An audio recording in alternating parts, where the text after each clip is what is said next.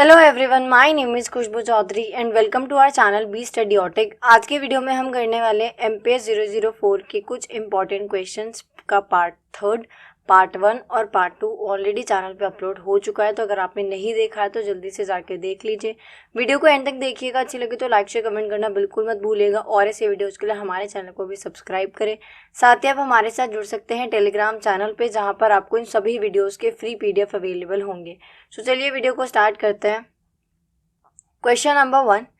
Critically examine the impact of multinational corporations on developing nations. Developing nations के ऊपर क्या impact पड़ रहा है multinational corporation यानी कि MNCs का। ठीक है। The impact of MNC on developing nation is a complex issue with both positive and negative aspect। देखो जो MNCs होती है उनका दोनों ही तरीके से इम्पैक्ट पड़ रहा है। ठीक है, पॉजिटिव भी और नेगेटिव भी। अब हम इनको ब्रीफली पढ़ते हैं। पॉजिटिव इम्पैक्ट की बात करें तो पहला है investment and job creation.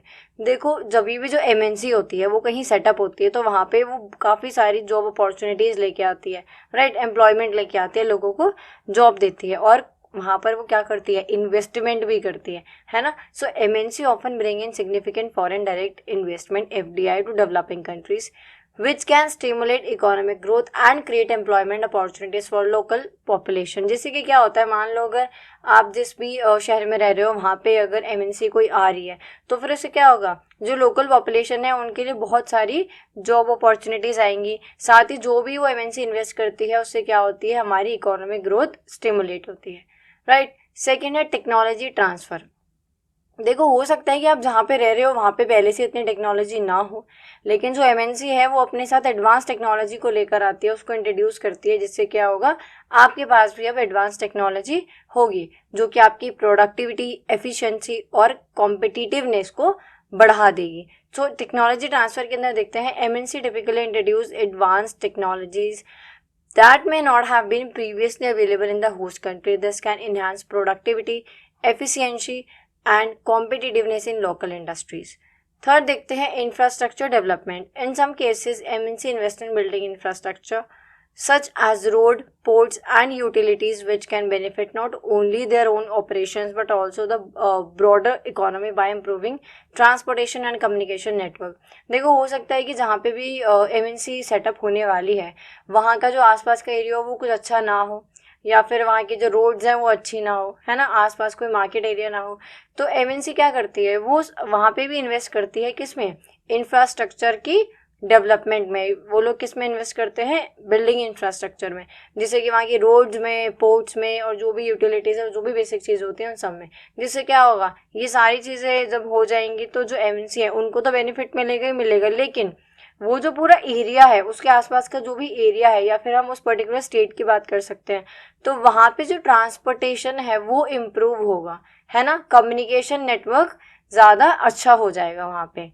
Fourth है access to global markets. Partnering with MNC can provide local business with access to international markets through supply chains, distribution networks and marketing channels, thus boosting exports and facilitating economic integration। देखो जब MNC आती है तो वो ना बहुत सारी opportunities लेके आती है। उसके साथ साथ क्या होता है, यहाँ पे जो लोकल बिजनेसमैन होते हैं ना, या फिर आप कह सकते हो जो लोकल बिजनेस लोगों के चल रहे होते हैं, उनको एक एक्सेस मिल जाता है इंटरनेशनल मार्केट का। ठीक है, MNC उनके साथ पार्टनरशिप करके उनको एक एक्सेस दे देती है इंटरनेशनल मार्केट में कदम रखने के लिए, सप्लाई चेन्स के थ्रू, या फिर वो अपने नेटवर्क को डिस्ट्रीब्यूट कर सकते हैं। साथ ही वो मार्केटिंग चैनल की मदद से भी एक्सपोर्ट्स को बूस्ट कर सकते हैं, जो अगेन हमारी इकोनॉमी के लिए बहुत अच्छा होता है। ठीक है, ये कुछ पॉजिटिव इम्पैक्ट से। अब साथ में कुछ नेगेटिव इम्पैक्ट्स भी देख लेते हैं, क्योंकि देखो जैसा हमने पहले ही पढ़ा है काफ़ी बार कि हर चीज़ के प्रोज एंड कॉन्स दोनों ही होते हैं। सो जो MNC होती है वो मल्टीट्यूड बेनिफिट्स तो उसके होते ही हैं, लेकर आती है, लेकिन उसके साथ में कुछ नेगेटिव इम्पैक्ट्स भी होते हैं, जिसमें से पहला है एक्सप्लॉयटेशन ऑफ लेबर। MNC में exploit labour in developing countries where labour laws are weak और poorly enforce, leading to low wages, poor working condition and even child labour. हो सकता है कि जहाँ पे जो MNC सेटअप हो रही है वहाँ पे जो मजदूर होते हैं, जो लेबर होते हैं, उनको लेके कोई सख्त या फिर कोई उनके फेवर में कोई ऐसे कानून ना बनाए गए हो।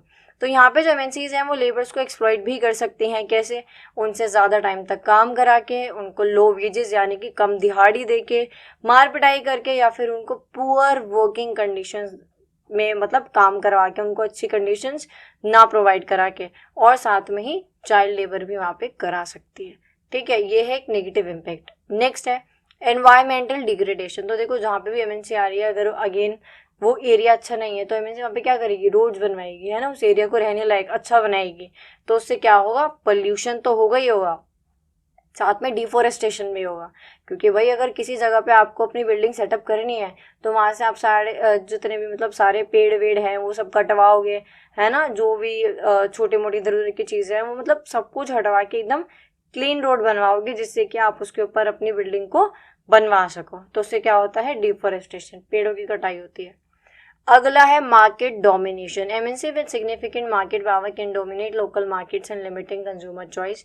This can lead to monopolistic practice and higher prices for consumer.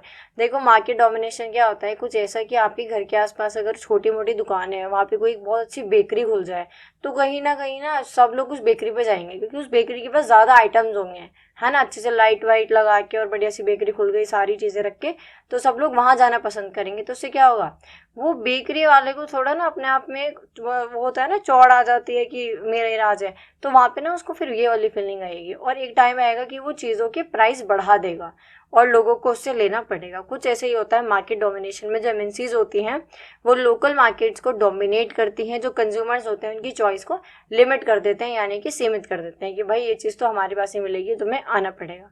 इससे क्या होता है, इससे ना मोनोपोली हो जाती है, यानी कि जो एमएनसीज होती हैं वो उसके बाद हाई प्राइस में भी कंज्यूमर्स को चीज़ें बेचना स्टार्ट कर देती है। अगला है कल्चरल होमोजेनाइजेशन। अब इसका एग्जाम्पल है, अगर आप दिल्ली एनसीआर को ही ले लो बस, तो जो नोएडा, ग्रेटर नोएडा, गुरुग्राम का एरिया है, यहाँ पे काफ़ी सारी एमएनसीज हैं। तो यहाँ पे जो आपको लोग दिखेंगे ना वो थोड़े अलग ही होंगे। अलग इन द सेंस कि सबके गले में एक तो आई कार्ड होता है ना, किसी न किसी एमएनसी का, प्लस सबके हाथ में आपको आईफोन मिल जाएगा या आईपैड मिल जाएगा, लैपटॉप मिल जाएगा। ठीक है, सबका वही कैब से आना जाना और पूरा दिन लैपटॉप पे काम करना, है ना, वेस्टर्न सॉन्ग सुनना, वेस्टर्न कल्चर को अपनाना, है ना, और जो भी वेस्टर्न फेस्टिवल्स होते हैं, ये सारी चीज़ों को मतलब बेसिकली अडॉप्ट करना। तो वहाँ के जो लोग होते हैं ना उनको थोड़ा आपको अलग ही कुछ देखने को मिलेगा। यही होता है कल्चरल होमोजेनाइजेशन, जब जो हमारी वैल्यूज़ है, हमारे नॉर्म्स है, हमारे ट्रेडिशंस है, हम उनको छोड़ देते हैं या फिर उनसे आगे बढ़ के जो वेस्टर्न कल्चर है उसको अपना लेते हैं। ठीक है, अगला क्वेश्चन है question number 2। Define human development and suggest some measures to improve human development. Human development क्या होता है और कुछ मेजर्स बताने हैं कि हम इसको कैसे और इम्प्रूव कर सकते हैं।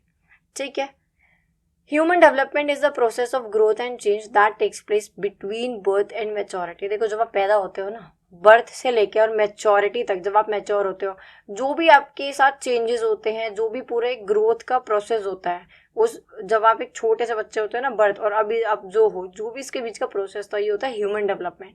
ठीक है, development is a process that creates growth, progress, positive change और the addition of physical, economic, environmental, social and demographic components. इसके अंदर सिर्फ ये नहीं आता कि आप बचपन की फोटो में खुद को देख रहे हो और अभी देख रहे हो तो आपको पहचान में नहीं आ रहा कि ये बच्चा कौन है, किसका है ना। हम बात कर रहे हैं ह्यूमन डेवलपमेंट के अंदर ओवरऑल डेवलपमेंट के बारे में, आपकी ग्रोथ, आपकी प्रोग्रेस, जो भी पॉजिटिव चेंजेस आपके अंदर हुए हैं, आपकी फिजिक्स में जो भी चेंजेस हुए हैं, इकोनॉमी में, एनवायरनमेंट में, सोशल में, हर एक चेंज की हम यहाँ पे बात कर रहे हैं। ठीक है, human development is a process that ensures good quality of life to all the people in terms of happiness, harmony and satisfaction of essential needs. जब हम ह्यूमन डेवलपमेंट की बात करते हैं ना, तो हम एक ऐसे प्रोसेस की बात करते हैं जो आपको एक गुड क्वालिटी देता है लाइफ की, जिसमें आप खुश हैं, हैप्पी हैं, आपकी लाइफ में शांति है, आप चीज़ों से सेटिस्फाई हैं, मतलब आप जो आपकी बेसिक नीड्स है ना वो फुलफिल हो रही हैं। तो ये हम मान लेते हैं ह्यूमन डेवलपमेंट होता है। कुछ मेजर्स जिससे हम इनको इम्प्रूव कर सकते हैं। पहला है eradicating extreme poverty and hunger. देखो अच्छा पहले रीड कर लेते हैं। So there is a direct relationship between poverty and human development. If a country is poor then its human development record is unsatisfactory. People suffer from various incapacities such as illiteracy, short life span etcetera. देखो poverty और human development का ना बहुत ही close relationship है। Poverty में क्या है, आपके पास खाना नहीं है, गरीबी है ना। पॉवर्टी मतलब खाना नहीं है, बेसिक चीज़ें नहीं है, आप पुअर हैं, गरीब हैं, इससे क्या हो रहा है, इससे आपकी ग्रोथ नहीं हो रही है। डेवलपमेंट नहीं हो रही है, आप सोसाइटी में अपना कुछ कंट्रीब्यूट नहीं कर पा रहे हो, मतलब कुछ अच्छा नहीं कर पा रहे हो, है ना। तो ये क्या है, ये आपकी ह्यूमन डेवलपमेंट पे एक बैरियर का काम करता है। तो सबसे पहले हमें पॉवर्टी और हंगर को हटाना है, ठीक है। जैसे क्या होगा, गरीबी नहीं रहेगी तो क्या होगा, लोगों की बेसिक नीड्स फुलफिल हो पाएंगी, लोग पढ़ेंगे लिखेंगे और आगे बढ़ेंगे, ठीक है। अगला है अचीविंग यूनिवर्सल प्राइमरी एजुकेशन। इसके अंदर हमें क्या करना है, प्राइमरी एजुकेशन के ऊपर बहुत ध्यान देना है। Primary education to all is essential as illiteracy breeds most of social problems. देखो अगर आप पढ़ लिख लेते हो ना तो आप एक तरीके से समझदार बन जाते हो। हम एक्सेप्शनल केसेस कुछ अलग होते हैं, उनकी बात नहीं कर रहे हैं, बाकी अगर आप पढ़ लिख लेते हो ना तो आप समझदार हो जाते हो, आपको सही और गलत की पहचान होने लगती है। लेकिन वहीं पे एक इंसान जो पढ़ा लिखा नहीं है तो वो समाज में क्या ही कंट्रीब्यूट करेगा, प्लस वो गलत रास्ते पे और जाएगा, है ना, जिससे कि जो सोशल प्रॉब्लम्स हैं वो अराइज होती हैं। सो प्राइमरी एजुकेशन में हमें क्या करना है कि सबको पढ़ाना है ना। प्राइमरी एजुकेशन में स्पेशली हम गर्ल्स की बात करते हैं, स्पेशली हमें गर्ल्स को पढ़ाना है। There is an urgent need to ensure that children everywhere boys and girls alike complete a full course of primary education. At least हमें गर्ल हो या बॉय हो, प्राइमरी एजुकेशन का जो कोर्स है वो सबका पूरा कराना है। अगला है reducing child mortality and improving maternal health. The vulnerability of pregnant women is much higher in poor countries because of malnutrition, undernutrition, and unhygienic condition. It affects adversely the health of a child, especially those are under 5.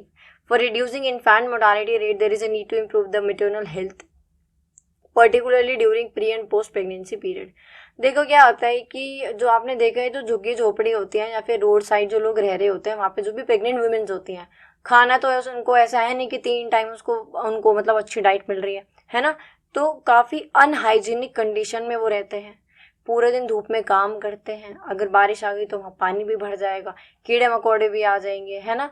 और क्या बोलते हैं आपका, उनको time पे medicine भी नहीं मिलते हैं, वो अच्छा हॉस्पिटल वाला ट्रीटमेंट नहीं मिलता है, वो हेल्थ केयर नहीं मिलती है, अच्छा खाना नहीं मिलता, अच्छी डाइट नहीं मिलती, जिसकी वजह से क्या होता है कि बहुत ज़्यादा चांसेस रहते हैं कि जब भी बेबी बॉर्न होने का टाइम आता है तो उस टाइम पे क्या होता है, बर्थ के टाइम पे या तो वो बच्चा मर जाता है या फिर वो जो विमेन है वो मर जाती है या फिर दोनों मर जाते हैं, या फिर अगर दोनों बच भी जाते हैं तो कौन सा अब उनके जो हालात थे वो सुधर गए। पहले उनके पास खुद के लिए खाने के लिए रोटी नहीं थी, अब तो एक बच्चा भी आ गया है, उसको भी उनको खाना देना है, दूध देना है और उसकी जो भी बेसिक चीज़ होती हैं वो सब फुलफिल करनी है ना।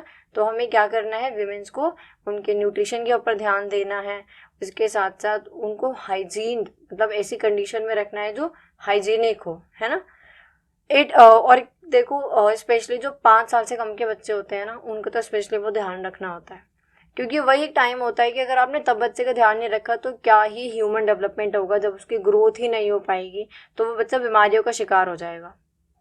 अगला है for reducing infant mortality rate there is a need to improve the maternal health. Again maternal health पे हमें ध्यान देना होगा प्री और पोस्ट प्रेगनेंसी पीरियड दोनों ही टाइम पे, राइट। अगला देखते हैं promoting gender equality and empowering women. हमें यहाँ पे अगेन विमेन के बारे में देखने को मिल रहा है, हमें विमेन्स की पढ़ाई के ऊपर ध्यान देना है, उनको आगे बढ़ाना है, उनको हमें सेल्फ डिपेंडेंट करना है, ठीक है। It has been observed in developing and the least developed countries that discrimination exists between boys and girls. लड़के और लड़कियों के बीच भेदभाव हमें देखने को मिलता है। This is mainly because parents in these countries give preference to boys and spend more money on boys education, especially in rural areas where is girls are neglected in education. Girls को rural areas में neglect किया जाता है, मतलब उनकी studies को neglect किया जाता है, अनदेखा कर दिया जाता है। बॉयज़ के ऊपर खर्चा करना ज़्यादा पसंद किया जाता है कि भाई तू पढ़ और हम अच्छे पैसे लगाएंगे और बेटा ये करना लाइफ में, है ना। और लड़कियों को क्या किया जाता है, girls has limited task to perform household domestic work and rearing children. बच्चे पालना और घर का काम ये किसका होता है, गर्ल्स का होता है। काफ़ी ही कम एज में गर्ल्स की शादी भी कर दी जाती है, ठीक है। तो हमें किस पे ध्यान देना है, हमें इंश्योर करना है सेल्फ एम्प्लॉयमेंट को, जिससे कि जो गर्ल्स हैं वो इकोनॉमिकली फाइनेंशियली इंडिपेंडेंट हो सके, ठीक है। अगला है इंश्योरिंग एनवायरमेंटल सस्टेनेबिलिटी। हम लोग आज के टाइम पे ऐसे हो गए हैं कि बस हमें अपनी नीड्स फुलफिल करनी है, आने वाली जनरेशन के लिए कोई नहीं सोचता है। तो हमें क्या करना है, हमें हर एक चीज़ को इस तरीके से यूज़ करना है कि आज के टाइम पे हमें अगर वो चीज़ मिल पा रही है ना हमारी नीड्स के अकॉर्डिंग, तो आने वाली जो जनरेशन है ना उनको भी कॉम्प्रोमाइज़ ना करना पड़े। वरना ये जितना भी हम ह्यूमन डेवलपमेंट पढ़ रहे हैं ना, हम अपनी डेवलपमेंट कर लेंगे बट आने वाली जनरेशन की डेवलपमेंट ग्रोथ नहीं हो पाएगी. So since the beginning of the 1990s the concept of economic development has been transformed to sustainable development. The sustainable development is presented as wise resource used by present generation in order to maintain similar quality of resources for the future generation. आज के time पे resources को इस तरीके से इस्तेमाल करो कि आने वाली जनरेशन भी यूज कर सके. राइट, अगला क्वेश्चन है क्वेश्चन नंबर 3. क्वेश्चन नंबर 3 है write a short note on one party system, two party system and multi party system. इस क्वेश्चन के ऊपर किसी बच्चे की डिमांड आई थी, इसलिए हमने इस क्वेश्चन को यहाँ पे ऐड किया है. बात करते हैं वन पार्टी सिस्टम की. Only one party is allowed to control the and run the government. देखो नाम से पता चल रहा है वन पार्टी सिस्टम, यानी कि एक ही पार्टी को अलाउ है कि वो सरकार को कंट्रोल करेगी और चलाएगी. जैसे कि चाइना का एग्जांपल ले लेते हैं जहाँ पे सिर्फ कम्युनिस्ट पार्टी ही रूल करती है. One party system implies the existence of only one party in a country. One party system के अंदर हमें क्या देखने को मिलता है कि एक ही पार्टी कंट्री के अंदर एग्जिस्ट करती है और कोई नहीं है. कोई होगी भी तो जो रूलिंग पार्टी है वो उसको हटा देगी. The country is committed to certain ideology such as Marxism और fascism normally do not allow the existence of any opposition party. देखो क्या होता है कि जब एक ही सरकार चल रही होती है ना, जब एक ही पार्टी होती है तो वो अपनी आइडियोलॉजी के हिसाब से सरकार को चलाते हैं, अपने आइडियोलॉजी के हिसाब से वो देश को चलाते हैं. ठीक है, आइडियोलॉजिकल कॉन्फ्लिक्ट हमें देखने को मिला था कब, यूएस और यूएसएसआर के बीच कोल्ड वॉर के अंदर. वो भी तो एक आइडियोलॉजिकल कॉन्फ्लिक्ट था, है ना. So in one party state there is no opposition, कोई ऑपोजिशन नहीं होती है, सब करता धरता एक ही सिंगल पार्टी होती है. Parties other than the ruling party are crushed by the ruler. जो अगर कोई और पार्टी खड़ी भी होती है तो जो भी रूलर होता है वो उसको फिर क्रश कर देता है. Some one party states are considered dictatorship. और ऐसी हमें जो सिंगल पार्टी या फिर जो वन पार्टी सिस्टम होता है मोस्टली हमें क्या देखने को मिलती है, डिक्टेटरशिप. भाई तानाशाही तो होगी जब पूरे देश का भारत हमने एक आदमी के ऊपर यानी कि एक पार्टी के ऊपर दे दिया है तो. ठीक है, ये था वन पार्टी सिस्टम. बात करते हैं टू पार्टी सिस्टम. नाम से पता चल रहा है कि दो पार्टी की बात कर रहे हैं हम. So in modern democracy there are two or more competitive party. दो या दो से ज्यादा कॉम्पिटिटिव पार्टीज होती हैं. There are at least two parties, none of these is more stable और powerful than the other on a permanent basis.